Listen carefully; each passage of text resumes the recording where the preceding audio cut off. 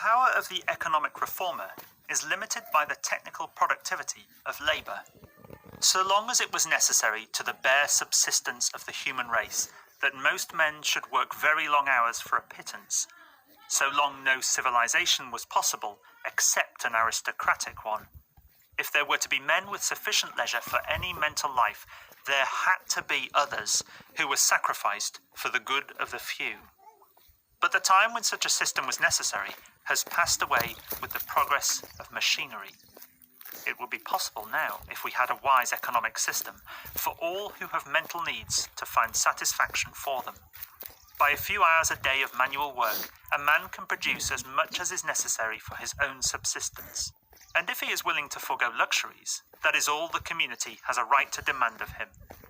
It ought to be open to all who so desire to do short hours of work for little pay and devote their leisure to whatever pursuit happens to attract them.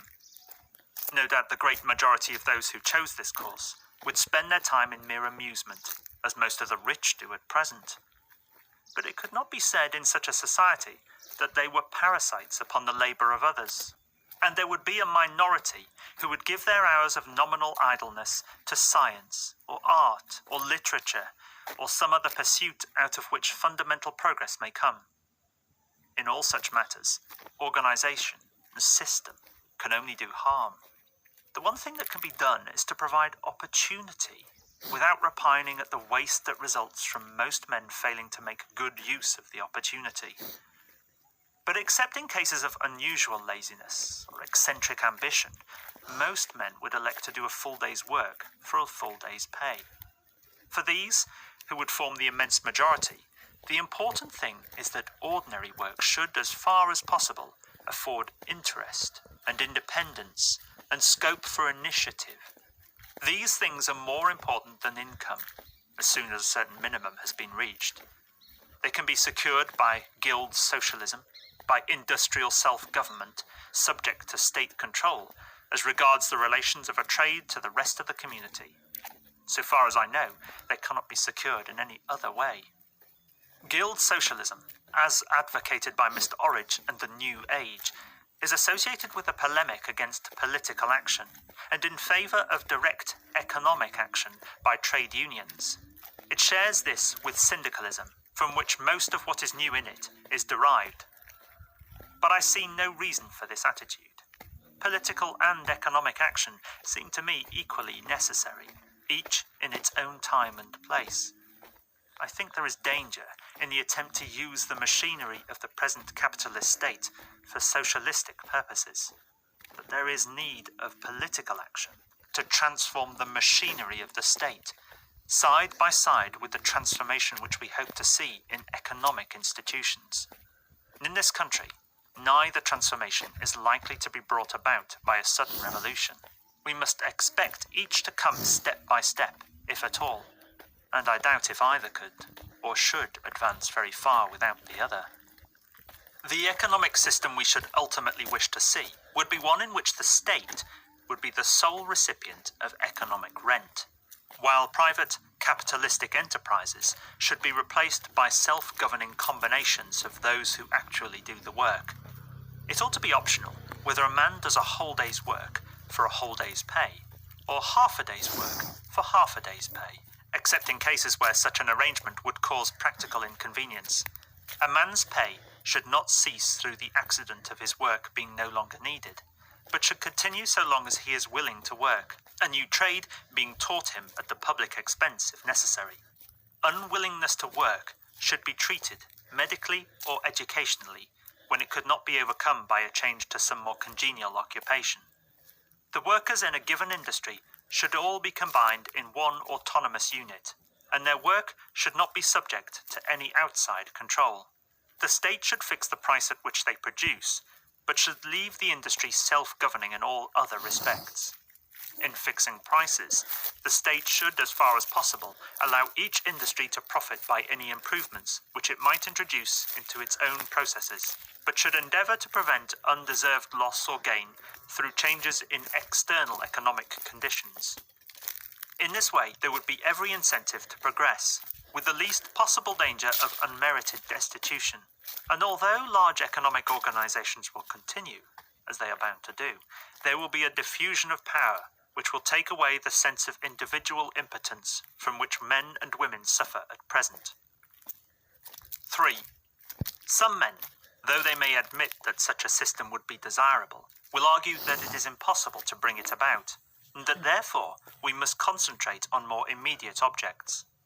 I think it must be conceded that a political party ought to have proximate aims, measures which it hopes to carry in the next session or the next parliament, as well as a more distant goal.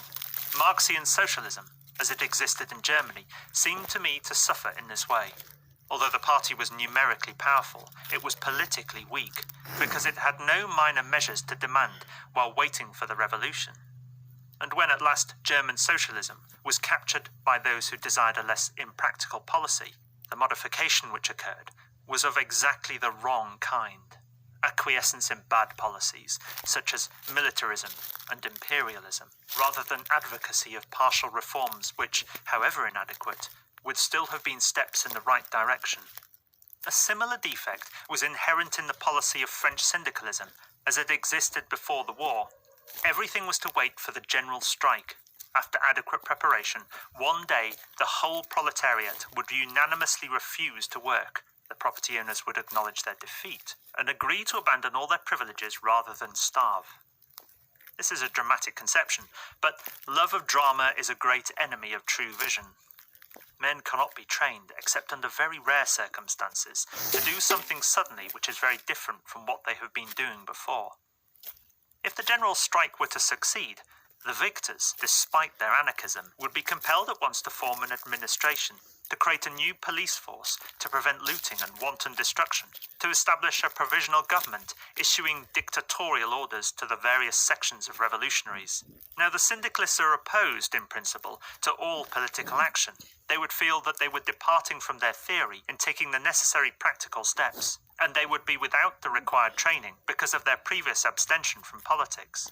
For these reasons, it is likely that, even after a syndicalist revolution, actual power would fall into the hands of men who were not really syndicalists. Another objection to a program, which is to be realized suddenly at some remote date by a revolution or a general strike, is that enthusiasm flags when there is nothing to do meanwhile, and no partial success to lessen the weariness of waiting. The only sort of movement which can succeed by such methods is one where the sentiment and the program are both very simple, as is the case in rebellions of oppressed nations. But the line of demarcation between capitalist and wage earner is not sharp, like the line between Turk and Armenian, or between an Englishman and a native of India. Those who have advocated the social revolution have been mistaken in their political methods, chiefly because they have not realized how many people there are in the community whose sympathies and interests lie half on the side of capital, half on the side of labour. These people make a clear-cut, revolutionary policy very difficult. For these reasons, those who aim at an economic reconstruction which is not likely to be completed tomorrow must, if they are to have any hope of success, be able to approach their goal by degrees, through measures which are of some use in themselves, even if they should not ultimately lead to the desired end. There must be activities which train men for those that they are ultimately to carry out, and there must be possible achievements in the near future, not only a vague hope of a distant paradise. But although I believe that all this is true, I believe no less firmly that really vital and radical reform requires some vision beyond the immediate future, some realization of what human beings might make of human life if they chose. Without some such hope, men will not have the energy and enthusiasm necessary to overcome opposition, or the steadfastness to persist when their aims are for the moment unpopular. Every man who has really sincere desire for any great amelioration in the conditions of life has first to face ridicule, then persecution, then cajolery, and attempts at subtle corruption. We know from painful experience how few pass unscathed through these three ordeals. The last, especially, when the reformer is shown all the kingdoms of the earth, is difficult, indeed almost impossible, except for those who have made their ultimate goal vivid to themselves by clear and definite thought. Economic systems are concerned essentially with the production and distribution of material goods. Our present system is wasteful on the production side, and unjust on the side of distribution. It involves a life of slavery to economic forces for the great majority of the community, and for the minority a degree of power over the lives of others which no man ought to have. In a good community, the production of the necessaries of existence would be a mere preliminary to the important and interesting part of life, except for those who find a pleasure in some part of the work of producing necessaries. It is not in the least necessary that economic needs should dominate man as they do at present. This is rendered necessary at present partly by the inequalities of wealth, partly by the fact that things of real value, such as a good education, are difficult to acquire except for the well-to-do. Private ownership of land and capital is not defensible on grounds of justice, or on the ground that it is an economical way of producing what the community needs.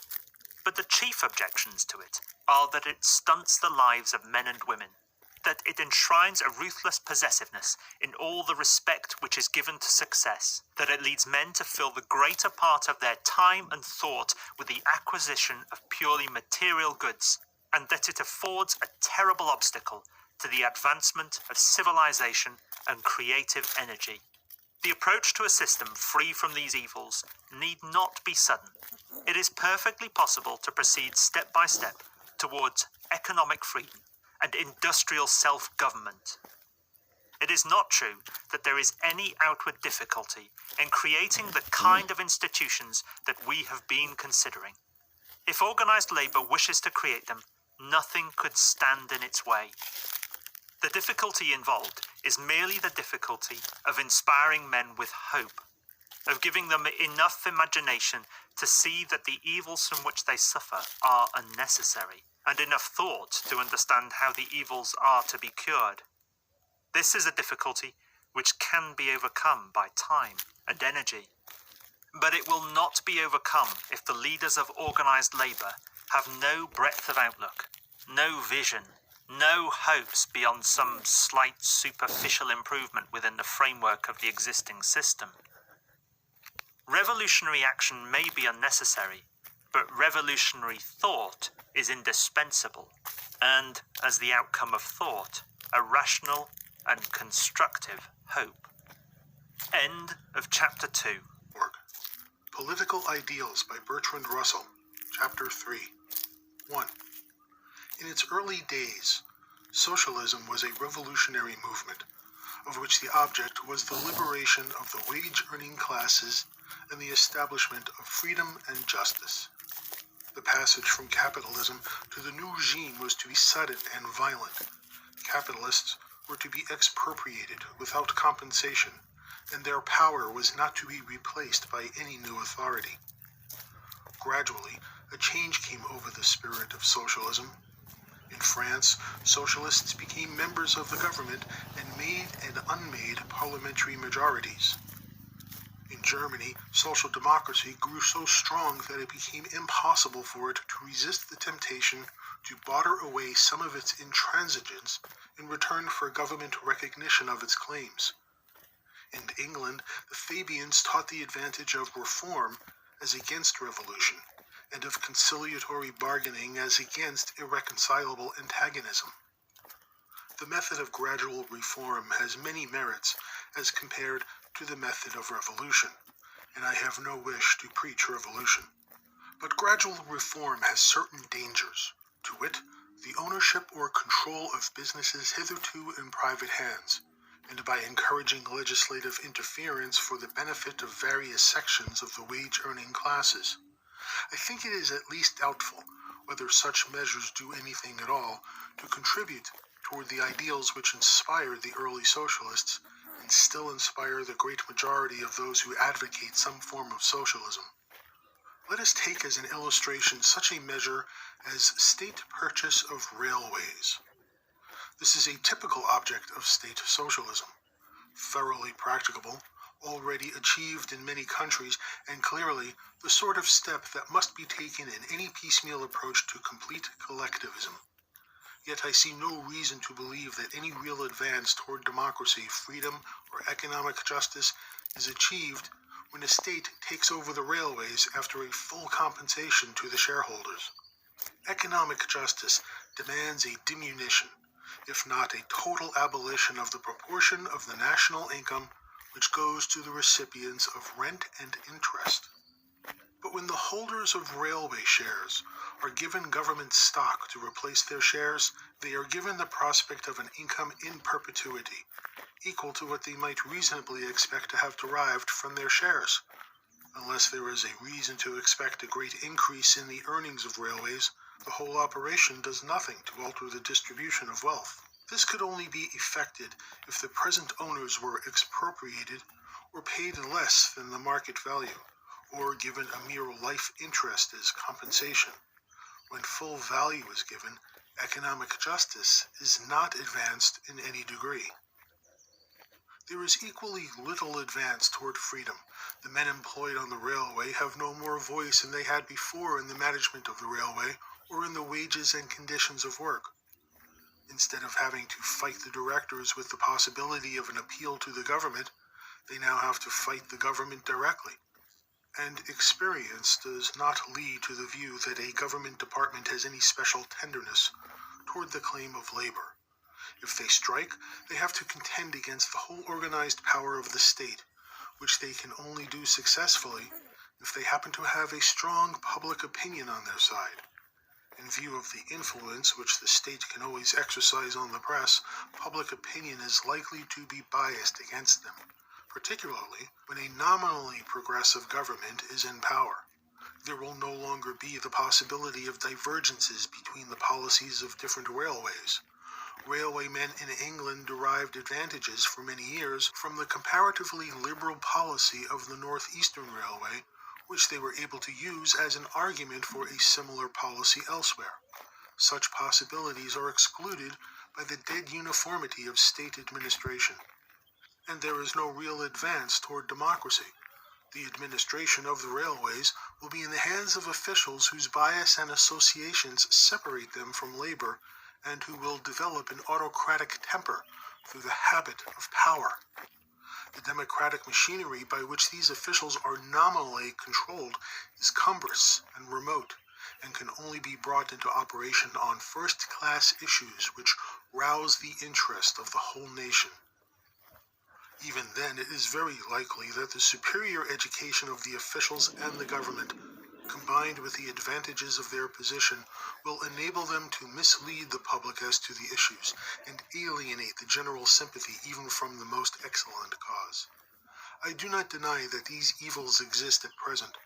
I say only that they will not be remedied by such measures as the nationalization of railways in the present economic and political environment. A greater upheaval and a greater change in men's habits of mind is necessary for any real vital progress. 2. State socialism, even in a nation which possesses the form of political democracy, is not a truly democratic system. The way in which it fails to be democratic may be made plain by an analogy from the political sphere. Every Democrat recognizes that the Irish ought to have self-government for Irish affairs and ought not to be told that they have no grievance because they share in the Parliament of the United Kingdom. It is essential to democracy that any group of citizens whose interests or desires separate them at all widely from the rest of the community should be free to decide their internal affairs for themselves. And what is true of national or local groups is equally true of economic groups, such as miners or railwaymen. The national machinery of general elections is by no means sufficient to secure for groups of this kind the freedom which they ought to have. The power of officials, which is a great and growing danger in the modern state, arises from the fact that the majority of the voters, who constitute the only ultimate popular control over officials, are as a rule not interested in any one particular question, and are therefore not likely to interfere effectively against an official who is thwarting the wishes of the minority who are interested. The official is nominally subject to indirect popular control, but not to the control of those who are directly affected by his action. The bulk of the public will either never hear about the matter in dispute, or if they do hear, will form a hasty opinion based upon inadequate information, which is far more likely to come from the side of the officials than from the section of the community which is affected by the question at issue. In an important political issue, some degree of knowledge is likely to be diffused in time, but in other matters there is little hope that this will happen. It may be said that the power of officials is much less dangerous than the power of capitalists, because officials have no economic interests that are opposed to those of wage earners. But this argument involves far too simple a theory of political human nature, a theory which orthodox socialism adopted from the classical political economy and has tended to retain in spite of growing evidence of its falsity. Economic self-interest, and even economic class interest, is by no means the only important political motive. Officials whose salary is generally quite unaffected by their decisions on particular questions are likely, if they are of average honesty, to decide according to their view of the public interest, but their view will nonetheless have a bias which will often lead them wrong. It is important to understand this bias before entrusting our destinies too unreservedly to government departments. The first thing to observe is that in any very large organization, and above all in a great state, officials and legislators are usually very remote from those whom they govern, and not imaginatively acquainted with the conditions of life to which their decisions will be applied. This makes them ignorant of much that they ought to know, even when they are industrious and willing to learn whatever can be taught by statistics and blue books. The one thing they understand intimately is the office routine and the administrative rules. The result is an undue anxiety to secure a uniform system. I have heard of a French minister of education taking out his watch and remarking, "At this moment, all the children of such and such an age in France are learning so and so." This is the ideal of the administrator, an ideal utterly fatal to free growth, initiative, experiment, or any far-reaching innovation. Laziness is not one of the motives recognized in textbooks on political theory, because all ordinary knowledge of human nature is considered unworthy of the dignity of these works. Yet we all know that laziness is an immensely powerful motive, with all but a small minority of mankind. Unfortunately, in this case, laziness is reinforced by love of power, which leads energetic officials to create the systems which lazy officials like to administer. The energetic official inevitably dislikes anything that he does not control. His official sanction must be obtained before anything can be done. Whatever he finds in existence he wishes to alter in some way, so as to have the satisfaction of feeling his power and making it felt. If he is conscientious, he will think out some perfectly uniform and rigid scheme which he believes to be the best possible, and he will then impose this scheme ruthlessly, whatever promising growths he may have to lop down for the sake of symmetry. The result, inevitably, has something of the deadly dullness of a new rectangular town as compared with the beauty and richness of an ancient city, which has lived and grown with the separate lives and individualities of many generations. What has grown is always more living than what has been decreed, but the energetic official will always prefer the tidiness of what he has decreed to the apparent disorder of spontaneous growth. The mere possession of power tends to produce a love of power, which is a very dangerous motive, because the only sure proof of power consists in preventing others from doing what they wish to do. The essential theory of democracy is the diffusion of power among the whole people, so that the evils produced by one man's possession of great power shall be obviated.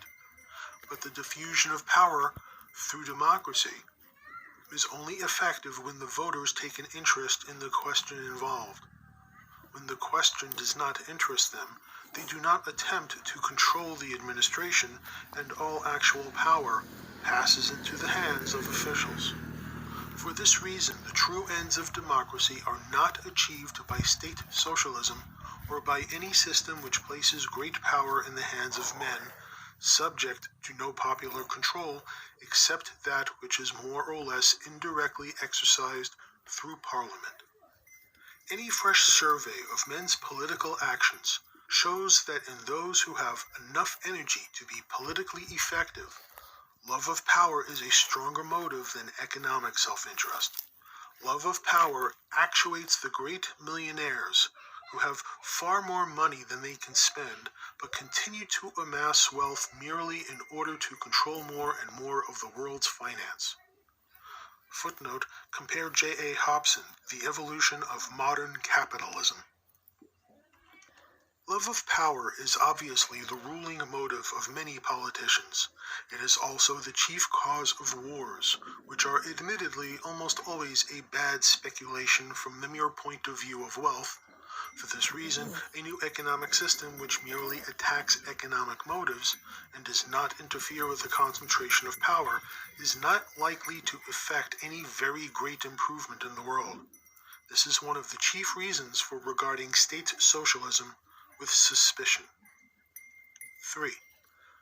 The problem of the distribution of power is a more difficult one than the problem of the distribution of wealth. The machinery of representative government has concentrated on ultimate power as the only important matter and has ignored immediate executive power. Almost nothing has been done to democratize administration. Government officials, in virtue of their income, security, and social position, are likely to be on the side of the rich, who have been their daily associates ever since the time of school and college.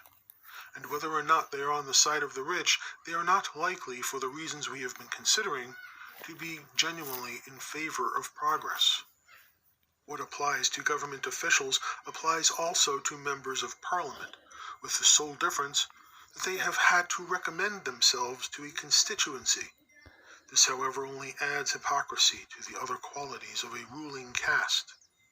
Whoever has stood in the lobby of the House of Commons, watching members emerge with wandering eye and hypothetical smile until the constituent is espied, his arm taken, "My dear fellow," whispered in his ear, and his steps guided toward the inner precincts, whoever observing this has realized that these are the arts by which men become and remain legislators, can hardly fail to feel that democracy as it exists is not an absolutely perfect instrument of government. It is a painful fact that the ordinary voter, at any rate in England, is quite blind to insincerity. The man who does not care about any definite political measures can generally be won by corruption or flattery, open or concealed. The man who is set on securing reforms will generally prefer an ambitious windbag to a man who desires the public good without possessing a ready tongue. And the ambitious windbag, as soon as he has become a power by the enthusiasm he has roused, will sell his influence to the governing clique, sometimes openly, sometimes by the more subtle method of intentionally failing at a crisis. This is a part of the normal working of democracy as embodied in representative institutions. Yet a cure must be found if democracy is not to remain a farce. One of the sources of evil in modern large democracies is the fact that most of the electorate have no direct or vital interest in most of the questions that arise. Should Welsh children be allowed the use of the Welsh language in schools?